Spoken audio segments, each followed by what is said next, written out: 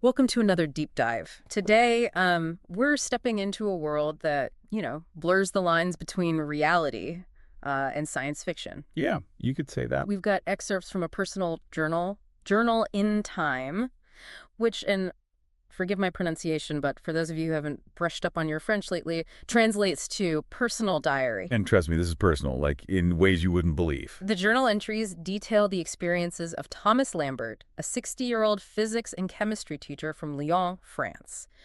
Now, imagine for a second leading a life that's, as routine as clockwork, predictable, until one night. Everything changes, yeah. Exactly. It's a jarring shift, to say the least.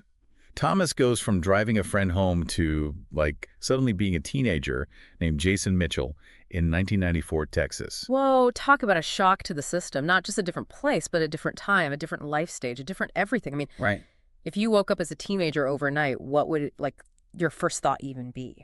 Honestly, I think denial is a powerful coping mechanism. In the journal, Thomas initially tries to rationalize his situation. He thinks, he's dreaming, hallucinating, anything but accepting the reality that's, staring him in the face. He even tries that, Right. the classic look in the mirror test, hoping to see his reflection and wake up. Right, right. But reality, as stubborn as ever, Usually is refuses to budge. he's stuck. He's stuck. And being stuck in a teenage body when you have the mind of a 60-year-old, that comes with a unique set of challenges. Not to mention having to navigate, a whole new family dynamic. He's got a stern father, Andrew, a deceased mother, Margaret, whose absence is, deeply felt, and a sister, Debbie, who seems to have distanced herself from the family. And, get this, he's now fluent in English. Yeah, that detail is particularly striking. It suggests an integration with Jason's consciousness that runs deeper than a simple change of scenery. Right. It raises questions about the nature of identity and how much of who we are is tied to, our physical selves versus something more fundamental. You know what I mean? It makes you wonder, is there a part of us, a core essence that transcends the physical?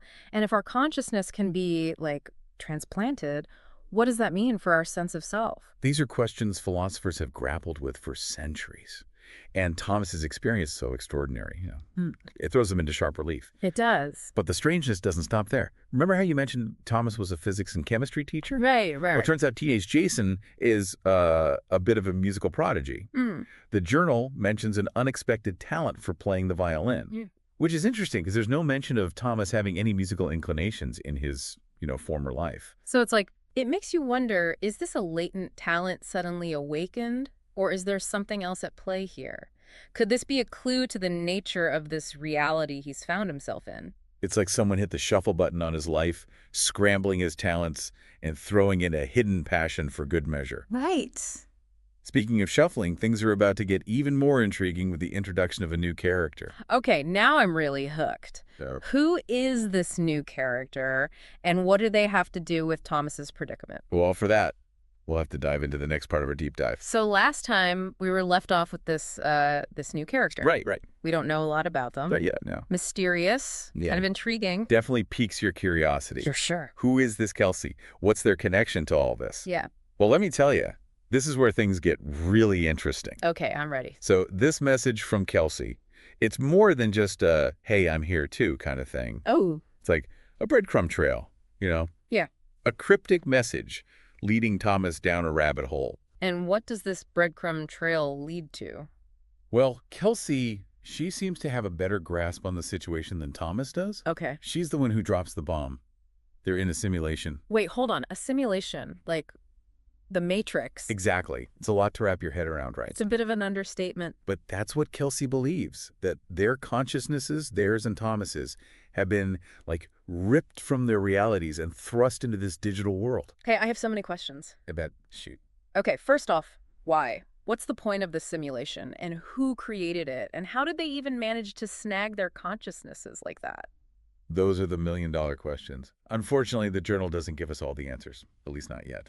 Ugh, frustrating. Tell me about it. So, what does it even look like, this simulation? Does Kelsey give any clues about that? She does, actually. Yeah. She describes it as being incredibly detailed, almost indistinguishable from reality, at least initially. Yeah, you see, as Thomas starts to pay closer attention, he begins to notice these like little inconsistencies, Inconsistencies, like what? things that seem off, Wow. like characters repeating dialogue, behaving in ways that seem, well, artificial. Oh, like NPCs in a video game? Exactly. Yeah.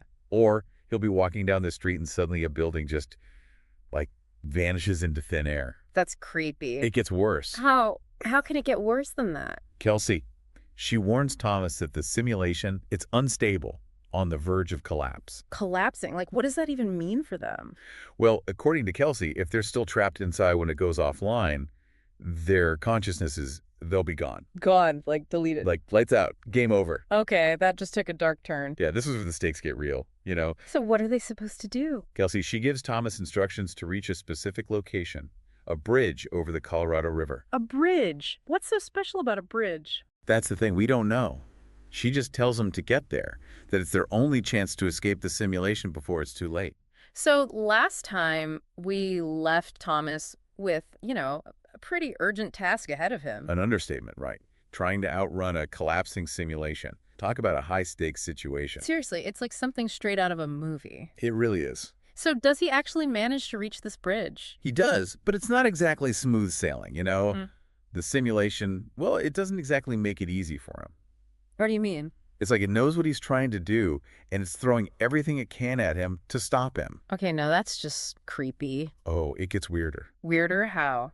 Think about it. Buildings dissolving around him, streets disappearing, like right out from under him. Like a digital earthquake. More like a total system meltdown. And through all of this, he's still trying to follow Kelsey's instructions. Exactly.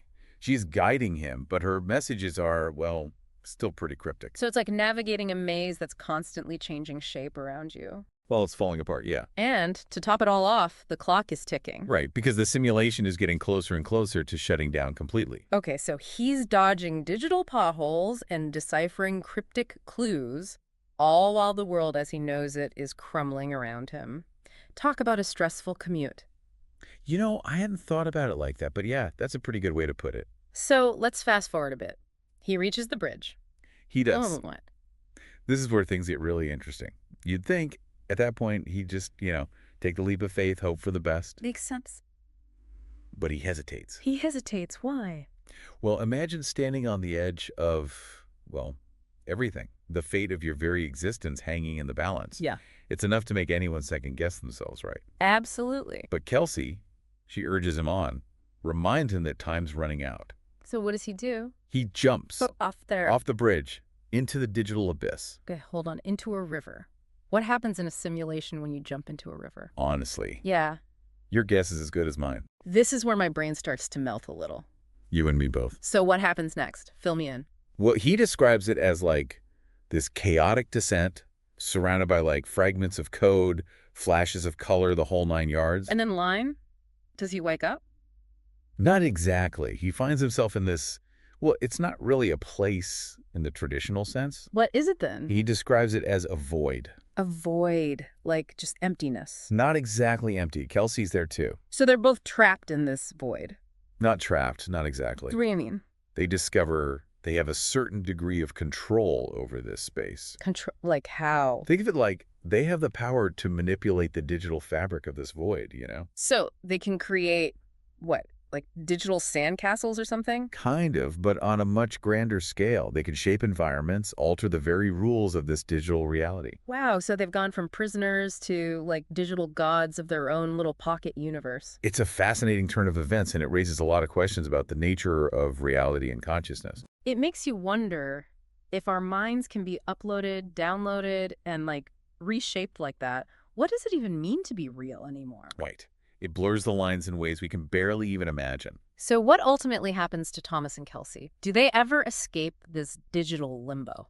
That's the biggest mystery of all. The journal ends rather abruptly, but not before dropping one final bombshell. Oh, lay it on me. The journal, the physical book itself, it's found. Found by who? That's the thing. We don't know. But the implication is clear. Someone's been watching, observing their every move in this digital domain. That's both amazing and terrifying at the same time. It really is. This journal in time, it's a wild ride from start to finish, raising more questions than it answers. It makes you think about the future, about the possibilities and the potential dangers of technology that can manipulate the very fabric of our reality. It certainly gives you pause, doesn't it? It does indeed. It seems like the lines between our world and the digital world are becoming more and more blurred.